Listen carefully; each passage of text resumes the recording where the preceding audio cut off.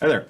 I've been seeing a lot of misinformation getting posted recently on social media and also in certain various news reports. So I'd like to get some truth out there. Many of you have seen this screenshot and a whole bunch of commentary from people who don't know what they're talking about. What you're looking at is being summarized way out of context, and a lot of folks are drawing the wrong conclusions. First off, I need to explain where this came from. A few months ago, the FHFA, which is the agency who oversees Fannie and Freddie, came out with some changes to the way that certain mortgage loans are priced. When these changes were announced, the entire industry rose up and said this was a bad idea because it does nothing to us. Number one, it does nothing to address affordability. Number two, it's unfair to consumers who are doing things right. Because of the backlash, the FHFA delayed rolling this out. It was supposed to hit in May 1st, but they delayed rolling it out until the fall so we can have more discussion about it. We're fighting to get it removed completely and replaced with cost reductions across the board. So now let's get back to this screenshot real quick.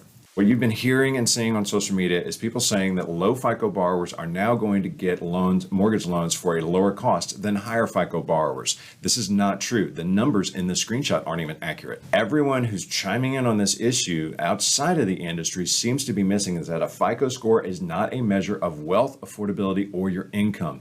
It is strictly a measure of how well you manage debt. So now let's get into the changes. This is a chart showing the proposed changes. I'll do another video that explains in a little bit more detail, but the bottom line is this. If this takes effect, the result is that costs will increase for higher FICO borrowers and are reduced for lower FICO borrowers. So that part is true, but the conclusions that are being drawn are what's wrong. While the latter is certainly needed, we do need to reduce costs for lower FICO borrowers, but we should also reduce costs for higher FICO borrowers. It should be equitable across the board. These changes should not come at the expense of consumers who are doing things the right way. Now look at this chart again. It will still be more costly over time for low FICO borrowers than for a higher FICO borrower at the same loan amount. The issue a lot of us in the industry have is that the changes weren't equitable across the board. That's what's got us frustrated. And these changes do nothing to address the affordability crisis.